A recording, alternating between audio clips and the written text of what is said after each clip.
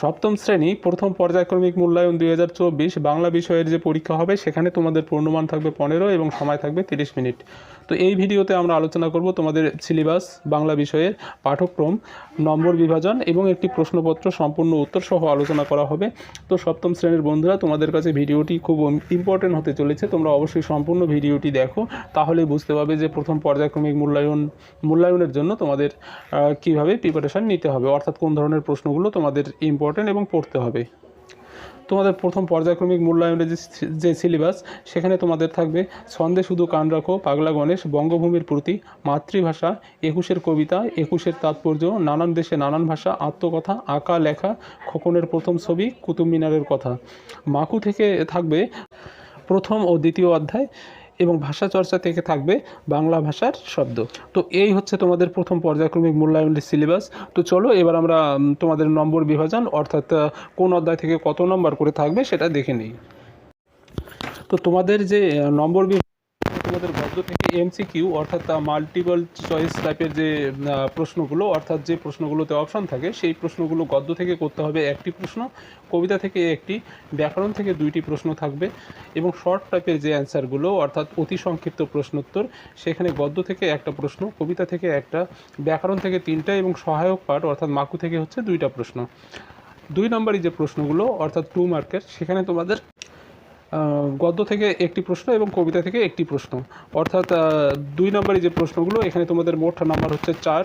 আর সংক্ষিপ্ত যে প্রশ্নোত্তর, অর্থাৎ অতি সংক্ষেপে যে উত্তরগুলো দিতে হবে প্রশ্নের, সেখানে তোমাদের মোট নাম্বার হচ্ছে 7।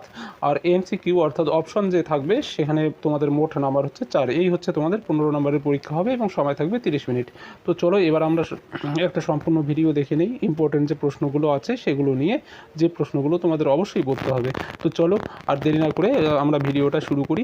তো এখন আমার চ্যানেলে যারা নতুন এখনও সাবস্ক্রাইব করোনি, তারা অবশ্যই চ্যানেলটিকে সাবস্ক্রাইব করবে এবং ভিডিওটিতে অবশ্যই একটা লাইক করে দেবে।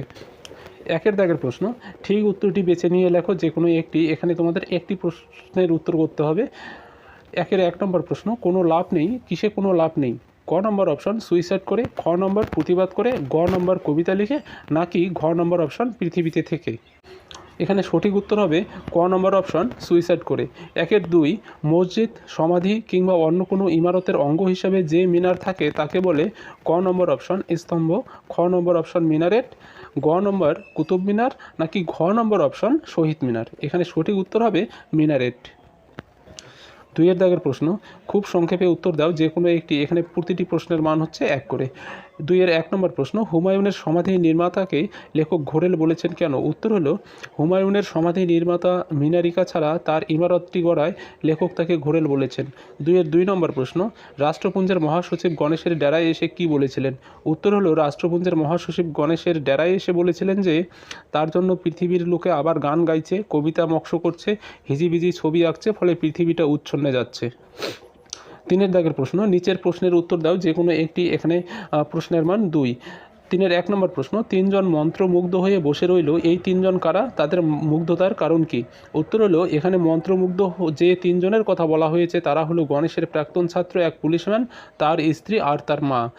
গণেশ তাদের কবিতা পড়ে শোনান, গান গেয়ে শোনান, ছবি দেখান, এইসব দেখে তারা মন্ত্রমুগ্ধ হয়ে বসে থেকেছিল।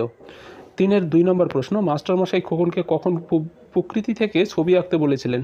উত্তর হলো, স্কুলে ড্রয়িং শিখতে শুরু করে খোকন টুল, টেবিল, চেয়ার, কলসি, কাপ, এমনকি একটি গরুর ছবিও এঁকে ফেলে। ড্রয়িং বুক থেকে কপি করে ছবি আঁকে, এসব দেখে মাস্টারমশাই প্রকৃতি থেকে ছবি আঁকতে বলেন। এরপর 4 দাগের প্রশ্ন, ঠিক উত্তরটি বেছে নিয়ে লেখো যে কোনো একটি প্রশ্নের উত্তর করতে হবে। এই প্রশ্ন 2টি হচ্ছে কিন্তু পদ্য থেকে, কবিতা থেকে। 1 নম্বর প্রশ্ন, ছন্দ বাজে? ক নম্বর অপশন ঘড়ির কাঁটায়, খ নম্বর অপশন হচ্ছে মোটর চাকায়, গ নম্বর নদীর স্রোতে, নাকি ঘ নম্বর অপশন ঝড় বাদলে? এখানে সঠিক উত্তর হলো খ নম্বর অপশন মোটর চাকায়। 2 নম্বর প্রশ্ন, 21-এর তাৎপর্য রচনায় লেখক ভাষা বলতে যা বুঝিয়েছেন?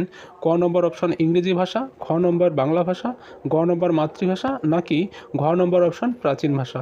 এখানে সঠিক উত্তর হবে গ নম্বর অপশন মাতৃভাষা। এরপর 5 দাগের প্রশ্ন, খুব সংক্ষেপে উত্তর দাও যে কোনো একটি প্রশ্নের উত্তর দিতে হবে। এই প্রশ্নগুলো হচ্ছে কবিতা থেকে। 1 my native land good night উক্তিটি কার? উত্তর হলো, উক্তিটি করেছিলেন বায়রন। 2 ছন্দে কি বাধা থাকে? উত্তর হলো, ছন্দে রাত্রি দিন বাধা থাকে। ছয়ের দাগের প্রশ্ন, নিচের প্রশ্নের উত্তর দাও যে কোনো একটি। এখানে প্রশ্নের মান হচ্ছে 2। ছয়ের 1 নম্বর প্রশ্ন, পদ্য লেখা সহজ নয়, কবির এ কথা বলার কারণ কি? উত্তর হলো, কান আর মন দিয়ে পৃথিবীর প্রতিটি জিনিসের মধ্যে থাকা ছন্দকে বুঝে নিতে হবে, তবেই পৃথিবীকে ছন্দময়ভাবে জানা যাবে। যে এই ছন্দে কান দেবে না তার পক্ষে পদ্য লেখা সহজ হবে না।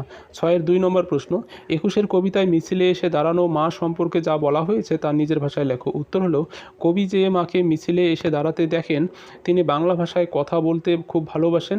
সেই কথায় কথকতা, রূপকথা আর ছড়ার ছন্দ মিষ্টি সুরের ফুল ছড়িয়ে যায়। মিছিলে গুনগুন করে মা গেয়ে ওঠেন, পাখি সব করে রব। 7-এর দাগের প্রশ্ন, খুব সংক্ষেপে নিচের 2টি প্রশ্নের উত্তর দাও। প্রতিটি প্রশ্নের মান 1। তো এই প্রশ্ন দুটি হচ্ছে মাকু থেকে। 7-এর 1 নম্বর প্রশ্ন, শংকে সে বনের মধ্যে কি করেছিল? উত্তর হলো, অধিকারী যে সার্কাস দলকে ফেলে পালিয়ে গিয়েছিল, শং ছিল সেই দলের একজন সদস্য।